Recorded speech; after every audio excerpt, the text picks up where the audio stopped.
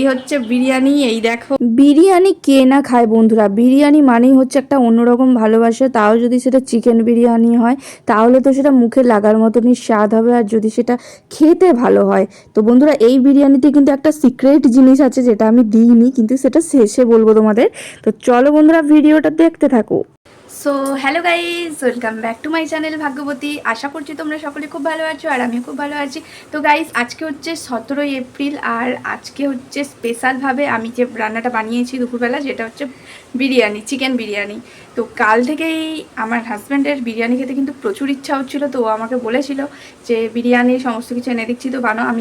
আমি লাস্ট বিরিয়ানি বানিয়েছি ডিসেম্বর 2025-এ। তারপরে আর আমার বিরিয়ানি বানানো হয়নি বাড়িতে। তো দেখো, এই হচ্ছে সেই বিরিয়ানি বানিয়ে নিয়েছি। বিরিয়ানি আমি কিভাবে বানালাম প্রথম থেকে A to Z পুরো প্রসেসটা আমি কিন্তু তোমাদের সঙ্গে শেয়ার করছি। তো তোমরা দেখতে থাকো ভিডিওটা যদি ভালো লেগে থাকে অবশ্যই কিন্তু লাইক কমেন্ট করে দিও, আর চ্যানেলটা কিন্তু সাবস্ক্রাইব করে দিও। আর ভিডিওটা ভালো লাগলে কিন্তু হাইপ আর শেয়ার কিন্তু মাস্ট। এই যে এই হাঁড়িটা দেখতে পাচ্ছ বন্ধুরা, এই হাঁড়িতেই কিন্তু বিরিয়ানিটা করব।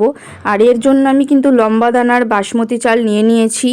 এই দেখো, আমি পরিমাণ মতন হাঁড়িতে ঢেলে দিচ্ছি। যতটুকু আমরা খাবো ঠিক ততটুকুই, তোমরাও তোমাদের পরিমাণ মতন নিও, যতজন খাবে সেই মাপ মতো।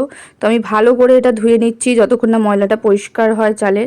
তারপরে গ্যাস জেলে আমি হাঁড়িটা বসিয়ে দিলাম গ্যাসে, আর এটা চালটাও ফুটতে থাকলো আর জলটাও গরম হচ্ছিল। তখন আমি কিন্তু গোটা গরম মশলা দিয়ে দিলাম। অনেক সময় চাল দেওয়ার আগে অনেকে গোটা গরম মশলাও দিয়ে দেয়, এবার আমি একটু পরে দিয়েছি। তারপরে হাঁড়িটা আবার ধুয়ে দেখো হাঁড়িটা বসিয়ে দিলাম জল দিয়ে। আর এখানে আমি আলু কেটে রেখেছিলাম যতটা আমার লাগবে, ঠিক তোমরাও ওরকমই করবে। আলু আর ডিম দিয়ে, আর যেহেতু আমি চিকেন দিয়ে রান্নাটা করব, তো আলু আর ডিমটা আমি আলাদা করে সেদ্ধ করছি এখানে। তার জন্য একটু নুন দিয়ে দিলাম যাতে তাড়াতাড়ি সেদ্ধ হয়। আর এদিকে আমি চিকেনটা ধুয়ে নিলাম, ধুয়ে তারপরে আমি এতে হালকা করে নুন দিয়ে দিচ্ছি, আর তারপরে আমি কিছুটা হলুদ দিয়ে দিচ্ছি। তারপরে এটা নুন আর হলুদ দিয়ে আপাতত ম্যারিনেট করে দেবো। যেহেতু এখন গরমকাল তাই প্রচণ্ড আমার গরম লাগছে, আর আমি যেহেতু অনেকক্ষণ ধরে রান্নাঘরেই রয়েছি। তো এখন দেখো প্রায় দেখতে দেখতে ভাতটা ফুটেই গেল, প্রায় হয়ে গেছে 70%। আর ভাত কিন্তু সবসময় বন্ধুরা 70 থেকে 80% মতো সেদ্ধ করবে, পুরোটা কিন্তু সেদ্ধ করবে না। তো দেখো ভাতটা হয়ে গেছে, আমি নামিয়ে দিলাম।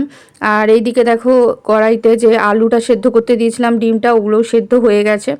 তারপর এদিকে আমি চিকেনটা রেডি করছি, কড়ায় তেল দিয়ে দিলাম, তারপরে আলু ভাজতে শুরু করে দিলাম। আর সেই সেম আলু ভাজার সময় একটু নুন আর হলুদ দিয়ে দিলাম। তো এটা ভাজা হয়ে গেল, আর ভাজা হয়ে যেতে এটাকে আমি তুলে নিলাম। যতক্ষণ না একটু লাল লাল করে ভাজা হবে বন্ধুরা ততক্ষণ তুলবে না। আমি যেহেতু আগে থেকে সিদ্ধ করে রেখেছিলাম তাই আমার কোনো প্রবলেম হয়নি, তাড়াতাড়ি ভাজা হয়ে গেছিলো। এরপরে বাকি সর্ষের তেলটা হালকা গরম করে তাতে আমি চিনি আর তেজপাতা দিয়ে দিলাম, তারপরে পেঁয়াজ ছড়িয়ে দিচ্ছি। আর বন্ধুরা, এইখানে কিন্তু তোমরা পরিমাণ মতোই নেবে, আমি বারবার বলছি, যার যতটা পরিমাণ যতজন খাবে সেই পরিমাণ মতোই কিন্তু রান্নাটা হবে। তো এইখানে দেখো আমার চিকেন আছে প্রায় 450 গ্রাম মতন। তো এইখানে সেই পরিমাণে আমি কিন্তু পেঁয়াজ নিয়ে নিয়েছি। তারপরে পেঁয়াজটা খানিক হালকা লাল ভাজা হওয়ার পরে আমি আদা দিয়ে দিয়েছি, আদা আর রসুন বাটা আমি একসাথে দিয়ে দিয়েছি।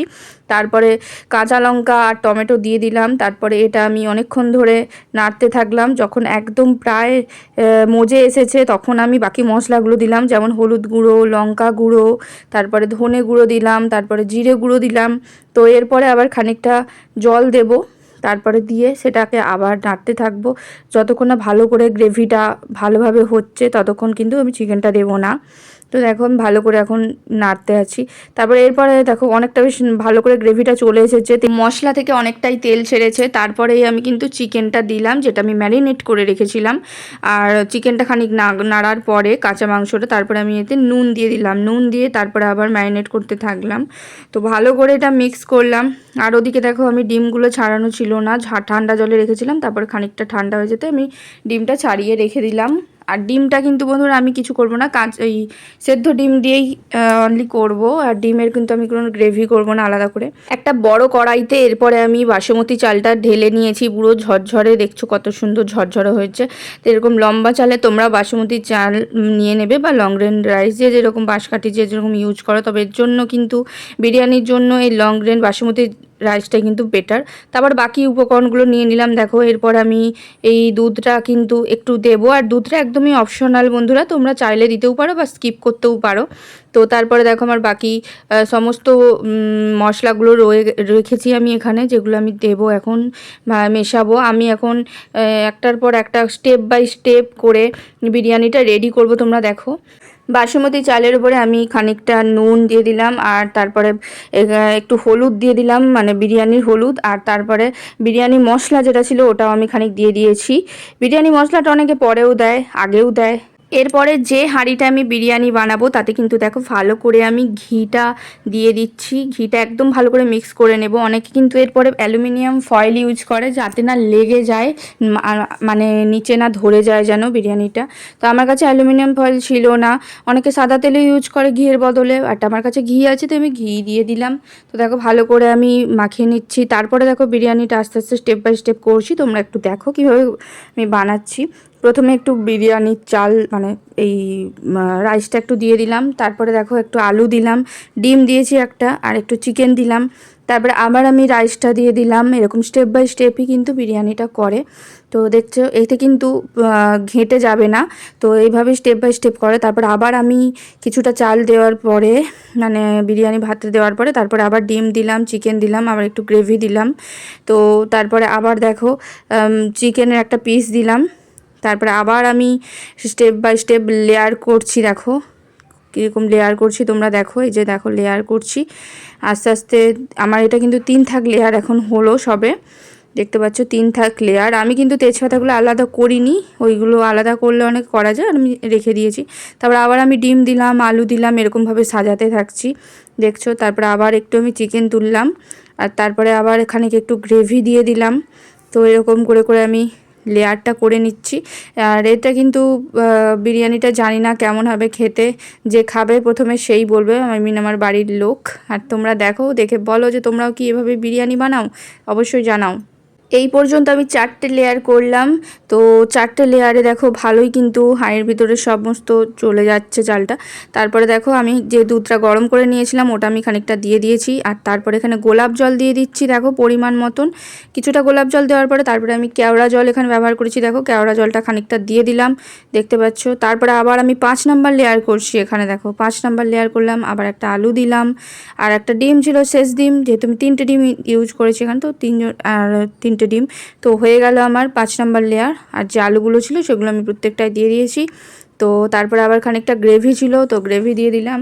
আর চিকেনও 1 পিস ছিল, তো চিকেনটাও আমি দিলাম। দেখো এটা আমার 5 নাম্বার লেয়ার চলছে, দেখো ভালো করে আমি তারপর যত গ্রেভি ছিল সব দিয়ে দিয়েছি, কারণ এরপরে বেশি লেয়ার আর আমি দেবো না, হয়তো 6 থেকে 7 নাম্বারের লেয়ারে আমি শেষ করে দেবো, এটা আমি ভেবেছিলাম। তো দেখো তো হয়ে গেছে প্রায়, গ্রেভি দেওয়া আমার কমপ্লিট এখানে।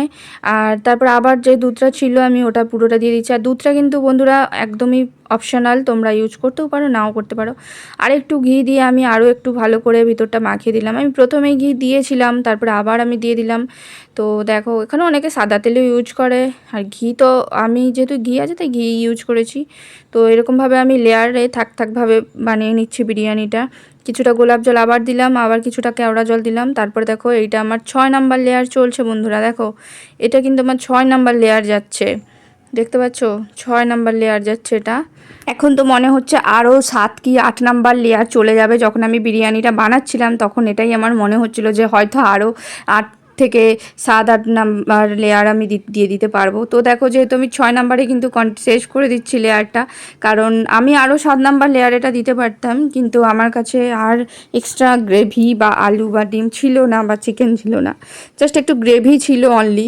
তো আরেকটা পিস চিকেন ছিল, জাস্ট ওটাই দিলাম। তারপর আবার একটু দেখো দুধটা দিয়ে দিলাম, আর দুধটা আমি জাল করে দিয়েছি। আর এই দুধটা কিন্তু তোমরা কাঁচাও দিতে পারো, আর এটা অ্যাকচুয়ালি মানে অপশানাল, এটা তোমরা ইউজ করতেও পারো বা নাও করতে পারো। তারপর আমি আবার কেওড়া জল আর গোলাপ জল আবার খানিকটা দিয়ে দিলাম, যতটা পরিমাণে।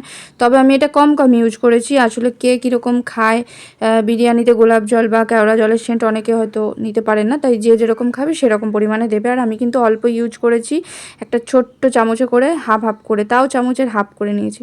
তারপর দেখো এইটা যাচ্ছে আমার 7 নাম্বার লেয়ার। তো এই 7 নাম্বার লেয়ারেই কিন্তু আমি স্টপ করে দেবো, কারণ আমার চালও বিশেষ বেঁচে নেই আর। তো দেখো হয়ে গেছে। আর লাস্টে যে এটা কী দিচ্ছি বলো তো বন্ধুরা, এটা দিচ্ছি আমি মিঠা আতর, আর এর গন্ধ কিন্তু মারাত্মক বন্ধুরা।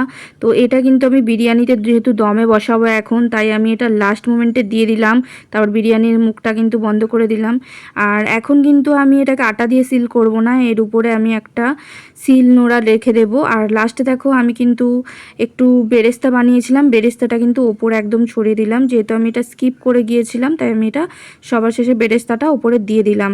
তোমরা হয়তো ভাবছো যে আমি বেরেস্তা কেন দিইনি, কিন্তু না, এটা আমি বেরেস্তা দিয়েছি। দেখো বেরেস্তা দিলাম, আর তারপরে উপরে শিলনোড়া দিলে এটা আমি রেখে দিলাম। এখন এটা দমে হচ্ছে বিরিয়ানিটা।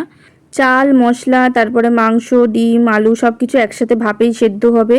আর আমি এটা কিন্তু লো ফ্লেমে রেখেছি, দেখো একদম হাই ফ্লেমে করিনি। আর বন্ধুরা, কেওড়া জল, গোলাপ জল এগুলো কিন্তু তোমরা কমই দিও, নাহলে এর গন্ধ কিন্তু একদম মারাত্মক, কারণ এগুলো কেমিক্যাল ফ্লেভার, স্ট্রেস বাড়ায় কিন্তু শরীরের প্রচুর। তো দেখছো বিরিয়ানি কিন্তু রেডি। লম্বা বাসমতি চাল, যা একদমই ভাঙেনি, ঝরঝর করছে।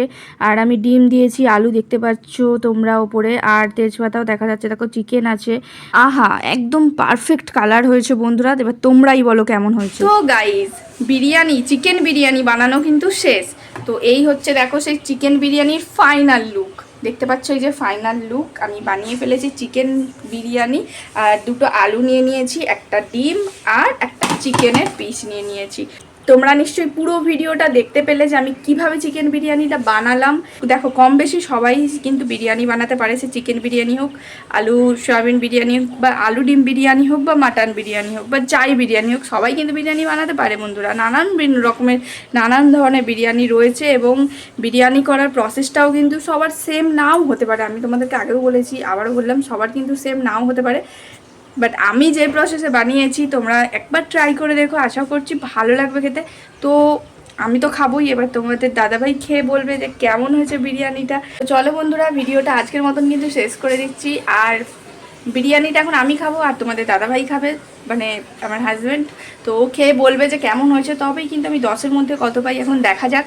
আর ভিডিওটা কিন্তু বন্ধুরা পুরোটা দেখো, আর ভিডিওটা ভালো লাগলে কিন্তু আবার বলছি, চ্যানেলটা কিন্তু প্লিজ সাবস্ক্রাইব করে দিও। আর হ্যাঁ, ভিডিওটা ভালো লাগলে হাইপ করে দিও, আর শেয়ার মাস্ট, আর লাইক কমেন্ট তো করবেই বন্ধুরা। তো চলো আমি এখন বিরিয়ানি খাই, আর তোমরা কিন্তু ভিডিওটা দেখতে থাকো। Bye bye.